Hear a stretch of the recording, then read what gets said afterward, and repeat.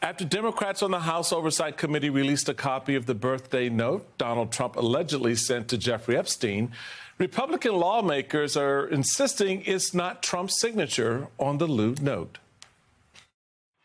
Well, I don't know. I mean, anybody can do a signature. You think really someone might have just forged this somehow? Yeah, I mean, somehow it's so easy to do. From what I see, it's not a signature. I've seen Donald Trump sign a million things. This doesn't look like his signature to you? Nope. I highly doubt that it is. Really? I mean, how could someone could have forged this?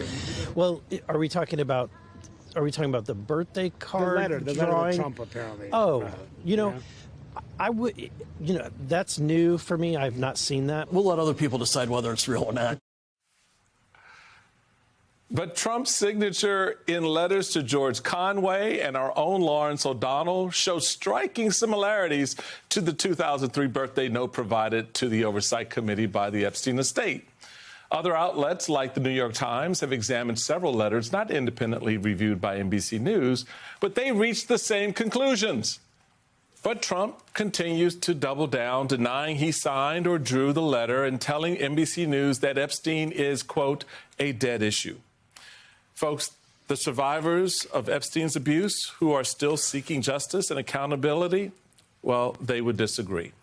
Joining us now is MSNBC political analyst and senior executive editor of Bloomberg Opinion, Tim O'Brien, and host of the Bulwark podcast, our friend Tim Miller. He's also an MSNBC political analyst. Well, look, the reality here is, Tim, this is not all the Tims, actually. Tim Miller, Tim O'Brien. I love this. I was just like, all the Tims. Well, this is the reality here, Tim Miller, is that this issue is not dead. It is, in fact, defining. That is the D word he is looking for. It is defining for Donald Trump. Now, I'm not saying folks are going to, MAGA Republicans are running away from him in droves, but this is a point of contention. You know how I know? Because Donald Trump himself keeps talking about it, and the story keeps changing. And I frankly think it's a bunch of stuff that I can't say on this family show that people actually spent their time today and yesterday evening arguing about his signature. It's the man's signature. Let's go to the root of the issue here. Yeah, I mean, do we really need to have handwriting experts out here? Like, this is just, like, this is silly. Like, we're into silliness time. It's obviously a signature. They were friends. They're more than friends. They're close associates. We have testimony from multiple of Epstein's victims that they were brought to Donald Trump's office at Trump Tower. They hung out together in South Florida. Remember, there was the one calendar girl party we just learned about where Jeffrey Epstein was the only man invited to it. So, look, these guys were this close. They obviously, so this is obviously the letter. The question is, what else is out there, right? Like, why would you make this preposterous defense? Like, if Trump was really innocent here, right, you could imagine a more believable defense, something that's like, hey, I signed a bunch of stuff back then. Jolene sent me this thing. I was like, whatever. I was building buildings. I was busy. Like, I signed it, I guess. We were friends. And when I found out he was a bad guy, we stopped being friends. Right? You could give an excuse like that. To give this bald-faced lie, to make his supporters go around and try to tell people they can't believe their lying eyes, to me, indicates somebody that knows he's guilty, knows there's more information in there, in those files, and he feels like the only way out is to do what he's done so many times before, which is to give a big lie and hope that his followers go along with it. Tim O'Brien, I agree with Tim Miller that there's no point in treating this like a calligraphy competition. That is beyond the point here. And you have been the one from the beginning who has said to us, follow the money. The likelihood is that is actually going to lead you to crimes. We know that members of the House Oversight Committee, at least their staff, are going to get access to some elements of the Epstein estate. They're going to be able to see documents unredacted. What would you have them look for?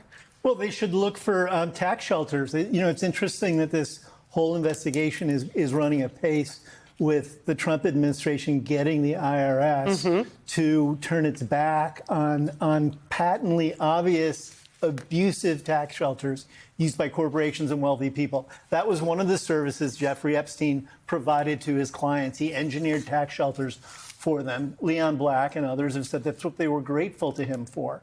This issue of whether or not this is his signature is a total distraction.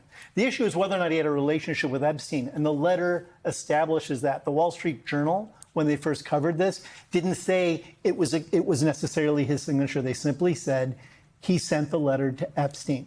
And so why did he have a relationship with Epstein? And why isn't he willing to become more transparent and bring more things out in the open about why that relationship continued to exist? Trump told me himself in Palm Beach that they were good friends. He took me on the tour of a house in Palm Beach that he won in a bidding war against Jeffrey Epstein, but told me in 2005, we're still friends. He's mad he lost the bidding war, but we're still friends. I suspect the biggest thing that what Trump is afraid of in all of this is our financial shell games and services that Epstein provided for Trump that Trump doesn't want to get out into the wild. Mr. Miller, picking up where Tim just left off, the financial shell game, yes, it is a financial shell game with a pedophile. All right? Because you can't drop that piece off the table. At the end of the day, we follow the money. But at the core of this is how young girls were abused by grown men in a universe curated by Epstein and Ghislaine Maxwell. And whether directly or indirectly, Donald Trump was in it. He touched it. He was a part of it. And so it's fascinating to me that in the face of all of that, seemingly, there is nothing that will apparently separate the lips of certain Republicans from the behind of Donald Trump. And they will always find a way to excuse the most outrageous behavior because they don't want to be on the wrong side. I take note of an article regarding Trump and Johnson, noting many in the party have spent years suggesting there's a massive cover-up aimed at protecting Epstein's associates from PR and legal fallout. But opposing Trump, especially on a potent issue, is always a risky proposition. For Republican elected officials. Just ask the Republicans who voted to impeach him in 2021. That was 2021. Impeachment is not tagged to pedophilia. So when you have this new element, it changes the conversation for a lot of Americans, and apparently it has changed the conversation for a number of folks in the MAGA-verse. What say you, my friend, about this seemingly inability to separate, even on this, for a number of Republicans? Well, look, these guys, they haven't lost yet by putting their lips on Trump's behind, right? And if they're still in Congress, that's been a safe bet for them, right? There it is. Trump has worked for them so far, so why not? So why do something different? It's shameful, but there is a logic to it, right? From the Trump side, he likes I almost think that Trump is laughing at them.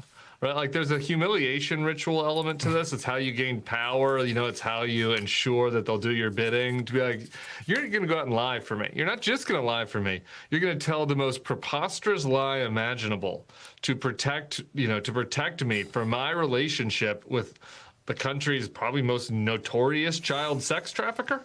Like, that's what you're going to do. You're going to go have to go out there and humiliate yourself and embarrass yourself in my defense, and that's how I keep you in my good graces. So I think it's kind of as simple as that. I wish it was more complicated. It is not more complicated. I should note that I know that there are people out there that are like, oh, y'all still talking about Jeffrey Epstein? Yes, because this story should matter for every single American. Jeffrey Epstein's crimes were real. The survivors of he and Ghislaine Maxwell's abuse are also real. But I think that this whole thing, for me, the question on the table now is if Donald Trump will lie about this very small thing like his signature, right? If he will make a mountain out of a molehill over, if there's no there, why not put it to bed? If he'll lie about this, how can the people that say that hang on every word that the president says, how can they believe him when he talks about the economy, Tim O'Brien? How can they believe him when he talks about Social Security, when he says that he's not going to cut their Medicaid and Medicare? How can you believe anything this man says if we can see very clearly that he's going to lie about the smallest things? How can they believe him? That's why we should care about whether the president is telling the truth or not. I don't think they believe him because you can't believe anything he says. They're willing to say they believe him because they believe they're getting political traction and political longevity out of doing it. Mike Johnson, who portrays himself as a Christian and portrays himself as spiritually serious, is carrying Trump's water in almost every circumstance in which he's engaging in abusive, morally questionable, or possibly illegal behavior. You know, the most recent version he's spun on that is that Trump was actually trying to aid the Epstein investigation and had been a witness who offered testimony to the FBI. You know, when Donald Trump was running casinos in Atlantic City and he first started out there, he had partners who were mobsters. And he walked into the FBI's office in Atlantic City and said, you know, I think there might be organized crime here in Atlantic City, and I'm willing to work with you as a witness if you want to clean Atlantic City up, because he and his brother were panicked that some of their own relationships were going to be exposed. They've been playing that game for decades, and he's doing it now as president.